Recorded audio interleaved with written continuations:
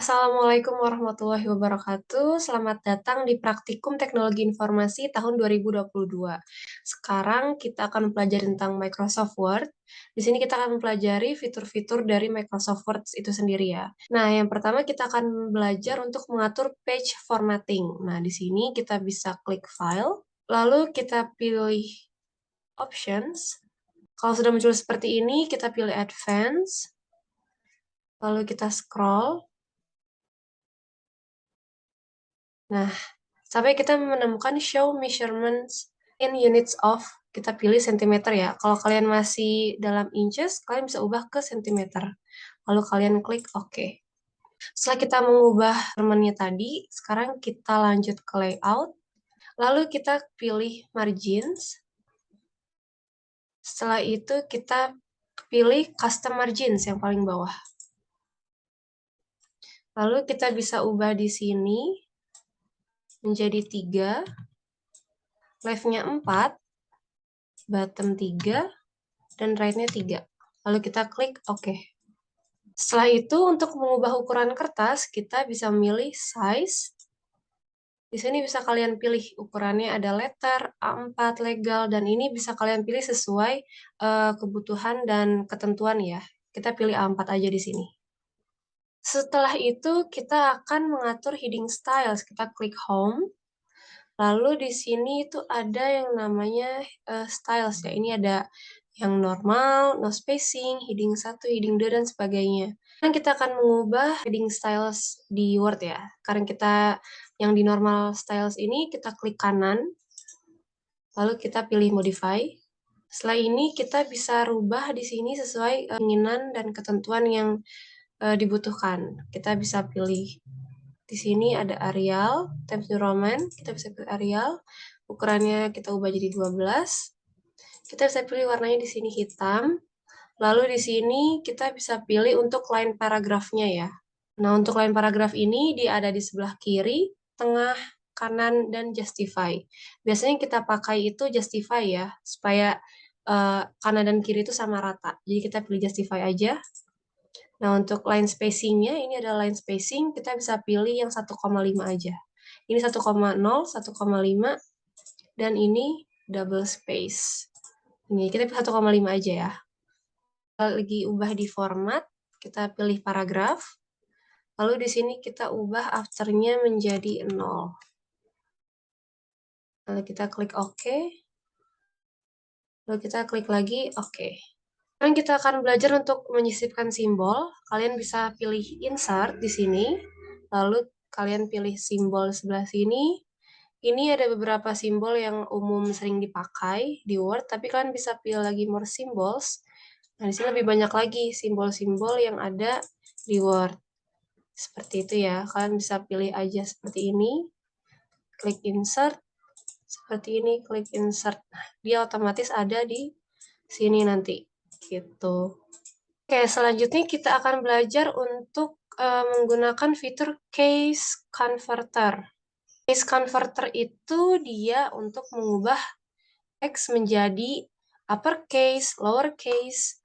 Ini bisa kalian pilih aja di sini ya. Sentence case itu jadi dia nanti akan berubah si kalimatnya menjadi huruf depannya kapital, seperti itu. Nanti kalian harus blok dulu seperti ini, teks yang akan diubah. Kalian bisa pilih lowercase, jadi semua hurufnya kecil. Kalian bisa pilih uppercase, semua hurufnya besar. Dan juga capitalize each word. Nah, ini itu jadi di teks ini, huruf awalnya dia akan kapital di setiap kata. Toggle case ini dia akan berkebalikan dari yang sebelumnya. Jika sebelumnya besar, dia akan jadi kecil. Sebelumnya kecil, dia akan jadi besar. Selanjutnya kita akan belajar untuk mencari kata ya. Nah, di sini kita bisa di home, lalu di sini ada find, atau shortcut-nya itu kalian bisa klik di keyboard kalian itu CTRL plus F. Lalu akan muncul seperti ini, kalian bisa cari aja. Misalnya apa? Klik enter, nanti dia akan menunjukkan kata-kata apa. Kalian bisa klik di sini, ada di sini. Nanti dia otomatis akan menunjukkan teks yang sesuai dengan pencarian kalian. Selanjutnya kita akan belajar untuk mengganti kata ya, yaitu replace. Nah, kalian bisa lihat di menu home, lalu kalian pilih replace di sini. Atau shortcutnya yaitu kalian klik di keyboard kalian, CTRL plus H. Nah, jika ada seperti ini, kalian bisa ubah aja ya. Misalnya, kita bisa cari di mana, tapi dia typo ya, kita bisa ganti dengan di mana. Kita bisa langsung klik aja replace all. Nah, all done seperti ini, maka kata yang tadinya typo, dia sudah berubah menjadi kata yang sudah kita replace. Selanjutnya kita akan belajar untuk memasukkan rumus-rumus atau fungsi-fungsi dari matematika. Pertama kita pilih menu insert, lalu kita pilih equation. Di sini udah banyak ya rumus-rumus atau fungsi matematika yang tersedia. Kalau kalian mau menambahkan rumus yang tidak ada di sini, kalian bisa langsung klik insert new equation, lalu kalian masukkan rumus yang kalian inginkan. Di sini ada simbol-simbolnya, ada teksnya, ada fraction, script. Di sini udah banyak ya. Ini untuk masukkan pangkat, ini untuk persamaan, dan sebagainya. Selanjutnya kita akan belajar untuk mengatur header dan footer ya. Di sini kita bisa pilih insert, lalu di sini ada header, footer, page number. Nah, di menu ini ya, kalian bisa mengubahnya seperti ini, kalian bisa klik header. Ini untuk memasukkan seperti kepala dokumen di atas sini, kalian bisa klik header aja, lalu kalian pilih misalnya ini. Kalian bisa ubah menjadi seperti ini. Dengan seperti ini otomatis nanti dia akan bertambah secara otomatis di halaman selanjutnya. Akan belajar juga untuk membuat footer. Di sini ada footer, bisa kalian pilih aja seperti ini. Nanti kalian bisa atur. Nah, seperti ini. Kalau udah kalian bisa double klik aja di dokumennya. Lalu seperti ini nanti dia akan otomatis muncul di setiap halaman. Selanjutnya kita akan membuat tabel. Nah, di sini kita klik insert. Lalu di sini ada tabel, bisa pilih aja kalian insert tabel. Lalu sini kalian masukkan yang kalian butuhkan untuk kolom dan barisnya ya. Saya kita masukkan ada 4 kolom dan 4 baris. Seperti ini. Atau bisa juga kita buat lagi. Bisa buat juga dari sini ya. Atau bisa kalian buat juga insert tabelnya dari sini. Jadi bisa kalian lihat juga ada previewnya gitu. Seperti ini. Di sini kita akan membuat caption. Di sini kalian bisa ubah dulu style captionnya dengan klik kanan di caption, lalu modify. Lalu kalian masuk di sini, ikutin aja atau kalian ubah sesuai ketentuan ya untuk caption. Bisa di sini Arial atau Times New Roman. Kita ganti fontnya berapa, bold, dan juga kita pilih warna hitam. Biasanya caption itu di tengah ya, jadi kita bisa pilih tengah aja, lalu sini 1. Kita klik OK. Nah, untuk masukkan caption, kita bisa klik fotonya dulu, lalu atau gambarnya, lalu kita klik kanan, lalu kita klik insert caption. Nah, di sini kalian bisa pilih aja di label, sesuai ketentuan ya. Misalnya new label, gambar. Oke, nah di sini gambar 1. Nah, setelah itu kalian bisa pilih aja langsung klik OK. Nanti kalian bisa masukkan juga kata-katanya. Logo LSIG. Atau kalian bisa juga memasukkan kata-katanya dari sini ya. Logo LSIG. Sama aja ya, kalian bisa masukkan dengan 2 cara. Selanjutnya kita akan belajar untuk membuat page number. Nah, di sini udah ada 3 halaman ya. Bisa lihat di sini. Ada 3 halaman. Yang pertama yaitu ada cover, isi, dan isi 2. Nah, di sini kita akan membuat page number ya. Pertama kita klik dulu layout. Lalu Salah.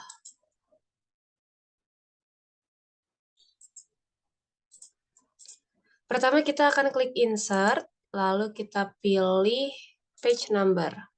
Nah, di sini kalian bisa pilih aja untuk masukkan page number-nya di mana. Kita biasa masukkan di bottom of page. Kita pilih aja play number 3. Dia otomatis akan langsung masuk ke setiap halaman. 1, 2, dan 3. Lalu bagaimana jika kita ingin mengubah kalau di halaman pertama atau cover ini tidak menggunakan nomor? Kan ini ada 1 ya, ini 2. Nah, kita rubah aja sini, kita klik di sini. Setelah itu kita beri checklist di different first page. Nah, seperti ini. Jadi dia nomornya udah hilang ya, page numbernya udah hilang. Sekarang kita akan mengubah nomor halaman diisi dan isi 2 ya, supaya angkanya menjadi terstruktur ya, 1 dan seterusnya. Pertama, kita tempatkan kursor di sini, kita klik aja di sini, di judul di atas, lalu kita pilih layout, pilih bricks, lalu pilih next page. Jadi dia halamannya akan berbeda dengan yang atas. Kita masukkan juga di sebelah sini, bricks, next page. Selanjutnya kita klik aja lagi di insert, page number, bottom of page. Nah, seperti ini ya. Jadi ini ada section ya, ada section 1, section 2, dan section 3. Karena tadi kita membuat next page diisi dan diisi 2. Sekarang kita akan memasukkan kembali page number-nya. Kalian bisa double klik di bawah, seperti ini, atau kalian masukkan insert dan page number lagi, seperti itu ya. Nah, kalau udah seperti ini, kita bisa langsung klik aja. Kita masukkan play number 3. Lalu di sini kita bisa pilih different first page. Maka dia akan hilang ya angkanya.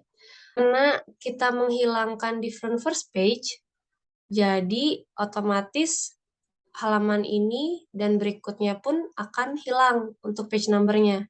Maka dari itu kita bisa klik di sini, lalu kita klik link to previous. Jadi otomatis dia tidak akan terhubung dan terkonek dari halaman sebelumnya. Kita bisa masukkan bottom of page lagi, seperti ini. Nah, dia langsung muncul ya. Tapi di yang cover dia tidak muncul. Lalu di sini kita bisa rubah. Misalnya kita ingin dia ini menjadi angka Romawi.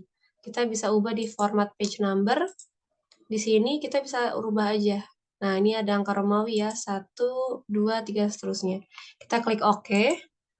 Nah, dia akan berubah menjadi angka Romawi ya.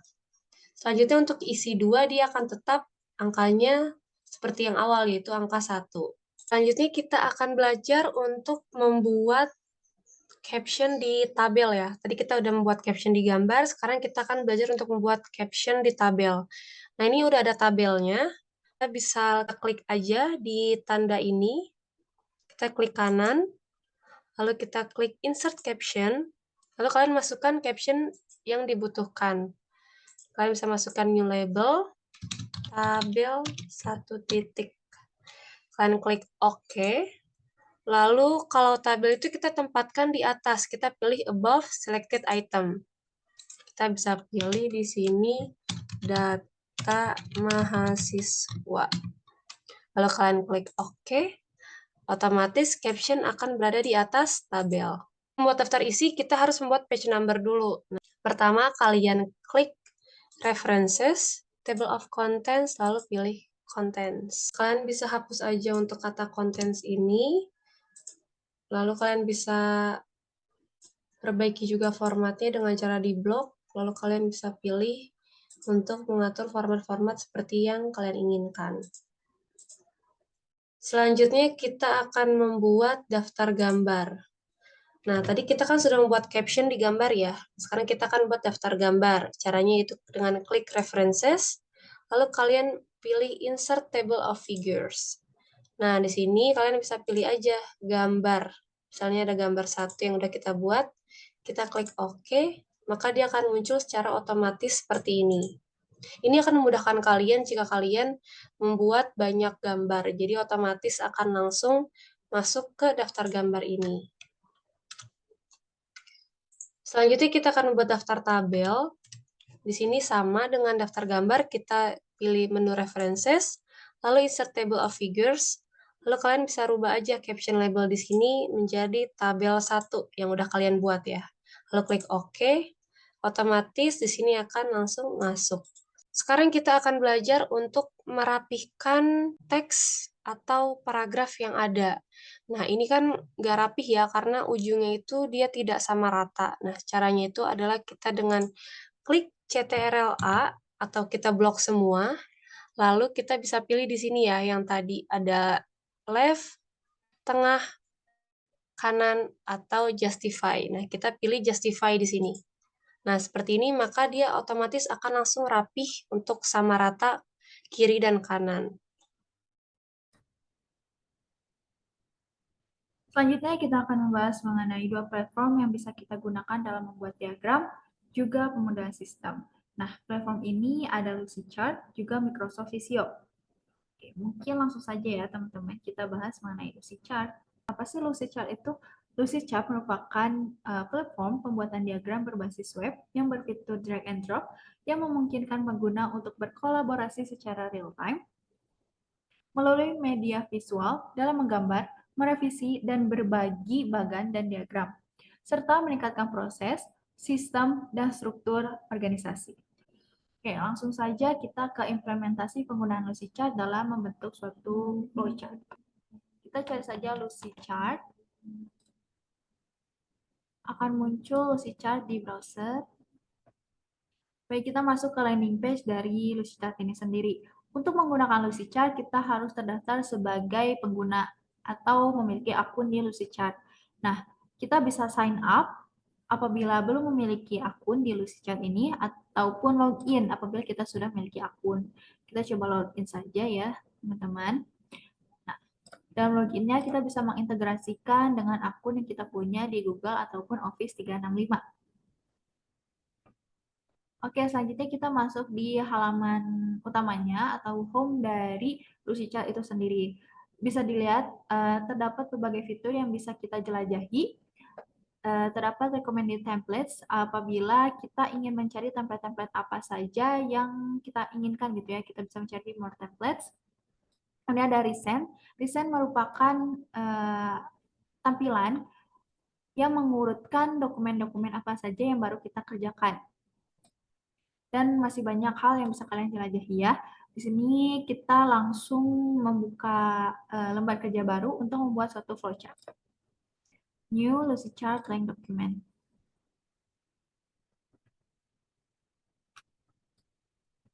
Nah, langsung saja kita masuk ke bagaimana menerapkan pembuatan diagram alir di Lucidchart. Nah, kita bisa mencari template flowchart. Flowchart di search ini ya, teman-teman. Nah, nanti akan muncul template flowchart yang berisi simbol-simbol flowchart yang bisa kita gunakan. Di sini terdapat beberapa simbol ya, seperti proses, decision, terminator, predefined process, itu untuk menggambarkan subproses, dan masih banyak simbol-simbol yang bisa kita gunakan. Langsung saja ke pembuatan flowchart-nya ya teman-teman. Di sini kita menggunakan terminator. Terminator ini merupakan simbol di mana untuk mengawali atau mengakhiri suatu diagram alir. Nah, selanjutnya kita akan menggunakan simbol input atau output. Nah, di sini tulisannya data ya namanya, tapi bisa kita sebut juga sebagai simbol input atau output. Simbol ini berisikan data yang akan kita masukkan ke dalam proses-proses di dalam diagram alir. Ataupun output yang berisi berupa hasil pengolahan data dari proses-proses yang terdapat di dalam diagram alir. Oke, lanjut kita masukkan simbol proses. Di sini menyatakan proses apa yang terjadi dalam diagram alir atau simbol menyatakan pengolahan datanya di sini ya teman-teman. Kemudian lanjut ke simbol decision. Simbol decision ini menyatakan perbandingan antara dua kondisi, apakah kondisi tersebut bernilai ya, maka akan dijalankan suatu kondisi tertentu, namun apabila bernilai tidak, maka akan dijalankan kondisi lainnya. Lanjut ke simbol proses lagi, lalu kita masukkan simbol input atau output. Dan kita akhiri dengan terminator untuk mengakhiri suatu diagram alir. Baik. Nah, di sini kita coba dengan studi kasus pendaftaran praktikum teknologi informasi. Di sini kita tulis dengan mulai. Nah, untuk menyambungkan antara dua simbol, maka kita harus menggunakan konektor. Nah, di dalam Lucy chart ini kita bisa menggunakan line option ya untuk membuat suatu konektor. Ini bukan simbol menggunakan simbol ya, jangan ragu. Nah, jika outputnya saya input berupa data mahasiswa ya, sama dengan tahu. Di sini data masuk input proses mahasiswa apa? Mengisi mahasiswa apa? Yaitu data tersebut adalah untuk mengisi formulir pendaftaran. Karena ini dengan tahu bukan. Dari sini pertanyaan apakah data pendaftaran terpenuhi? Nah, di sini berupa pertanyaan apakah data pendaftaran terpenuhi? Apabila ya, maka akan dijalankan kondisi selanjutnya atau diproses ke proses selanjutnya. Namun apabila belum atau no, maka akan dijalankan suatu kondisi tertentu seperti apabila data belum terpenuhi, maka mahasiswa harus mengisi formulir pendaftaran praktikum dengan lebih lengkap. Namun apabila data pendaftaran sudah terpenuhi, maka akan dijalankan proses selanjutnya yaitu menyerahkan hasil pendaftaran atau submit pendaftaran. Kemudian juga lokasi data dari aliran ini berikutnya yaitu data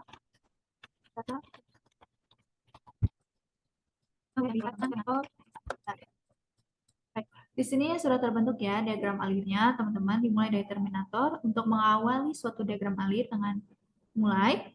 Kemudian ada input. Input ini sebagai data mahasiswa TIF yang akan kita masukkan ke dalam proses selanjutnya, yaitu mengisi formulir pendaftaran praktikum. Kemudian masuk ke simbol decision di sini untuk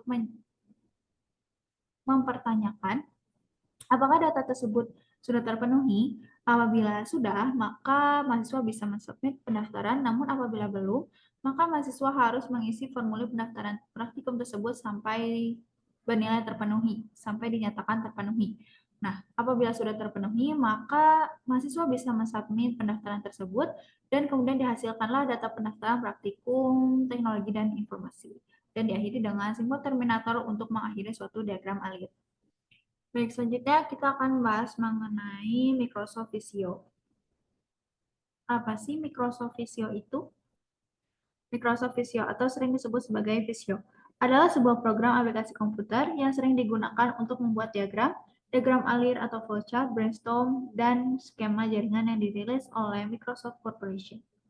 Aplikasi ini menggunakan grafik vektor untuk membuat diagram-diagramnya. Secara umum, aplikasi ini merupakan aplikasi yang paling efisien untuk menggambarkan suatu skema secara profesional dengan fitur diagram yang dinamis. Langsung saja kita masuk ke dalam penerapan Visio dengan menerapkan pembuatan IDEF 0. Yang pertama kita lakukan adalah membuka Visionya terlebih dahulu. Nah, kita langsung membuka blank diagram ya, dan meng-create-nya langsung. Lalu akan muncul tampilan seperti ini ya teman-teman. Dalam tampilan lembar kerja Visio ini terdapat stensil-stensil yang bisa kalian jelajahi ya dalam membentuk suatu diagram ataupun pemodelan sistem. Oke, kita lanjut untuk membuat suatu diagram IDF 0. Nah, terdapat building blocks, yaitu komponen penyusunan sistem yang digambarkan dalam model. Di sini ada function atau aktivitasnya. Kemudian ada ICOM. ICOM ini merupakan suatu singkatan dari input, control, output, dan mechanism. Di sini ada input yang berupa masukan untuk diproses di dalam aktivitas. Berupa masukan yang akan ditransformasikan gitu ya, teman-teman. Kemudian ada control. Kontrol ini merupakan aktivitas yang terjadi tapi tidak ditransformasikan olehnya, seperti batasan-batasan dalam menjalankan suatu aktivitas. Kemudian ada mekanisme. Mekanisme ini merupakan orang, fasilitas, mesin, atau lainnya yang mendukung dalam berjalannya suatu aktivitas. Kemudian output. Output ini sesuatu yang dihasilkan oleh aktivitas, yaitu hasil dari aktivitas tersebut. Langsung saja kita melihat bagaimana sih cara pembuatan IDE F0 ini dalam Visio. Masuk ke program aplikasi Visio atau Microsoft Visio. Kita klik Basic Diagram. Kita klik Basic Diagram dan kita create. Nanti muncul tampilan seperti ini ya, teman-teman. Di sini ada menu bar yang bisa kalian jelajahi. Kemudian ada shapes di sini. Berisi stensil-stensil yang bisa kalian gunakan untuk membentuk suatu diagram atau pemodelan sistem tertentu. Di sini kita akan mencoba membuat suatu diagram IDF. Nah, kita cari stensil IDF nya dulu di sini.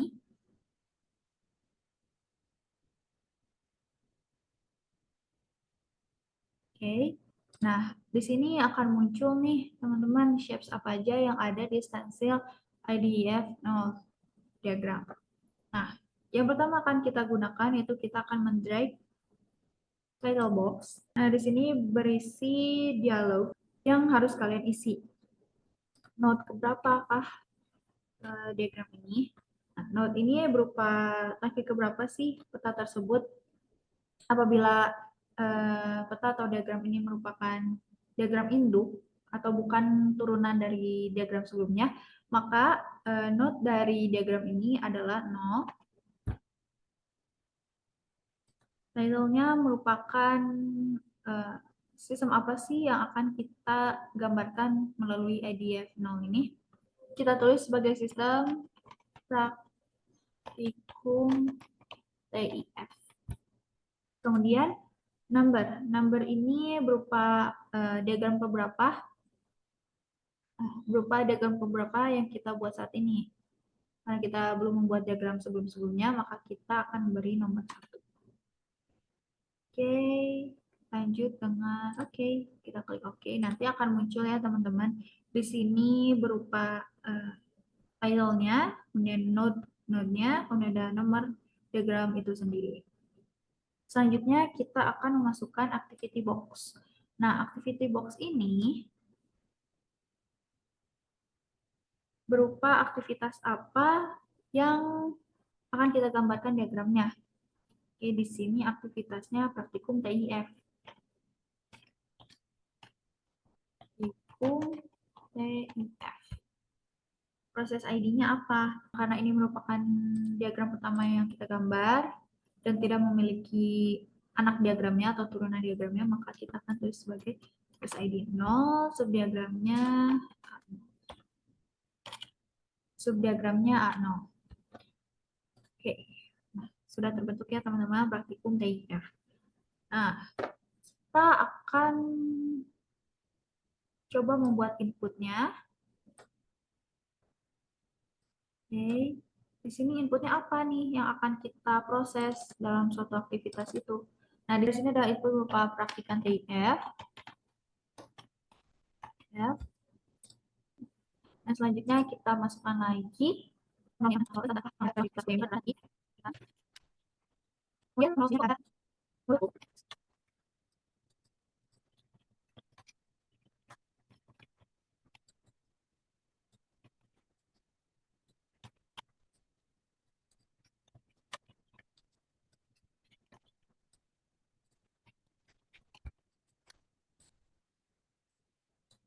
Nah, di sini sudah jadi ya teman-teman diagram dari IDF now ini.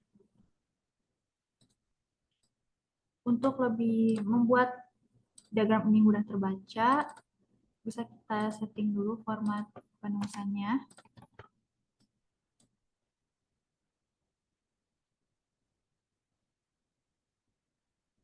Nah, agar lebih mudah terbaca, hasilnya akan jadi seperti ini ya teman-teman setelah kalian mengatur format dari diagram ini.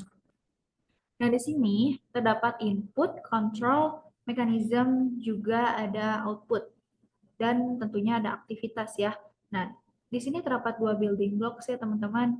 Ini ada building blocks icon, dan ini building blocks aktivitas.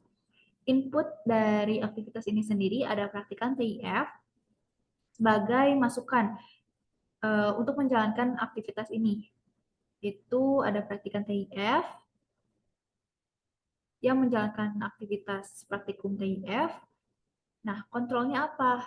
Nah, kontrolnya itu berupa peraturan dan tata tertib praktikum serta modul praktikum yang menjadi batasan-batasan atau acuan mereka dalam menjalankan praktikum TIF. Serta di sini ada mekanisme yang membantu mereka dalam melaksanakan praktikum TIF. Nah, di sini ada device, software, dan hardware yang harus mereka gunakan untuk melaksanakan tugas-tugas yang ada di modul praktikum. Kemudian ada dosen asisten di sini sebagai pengarah mereka dalam menjalankan aktivitas praktikum TIF ini. Kemudian dari praktikum TIF ini akan dihasilkan output berupa nilai akhir praktikum, kemudian ada video akhir, serta mahasiswa berkompetensi.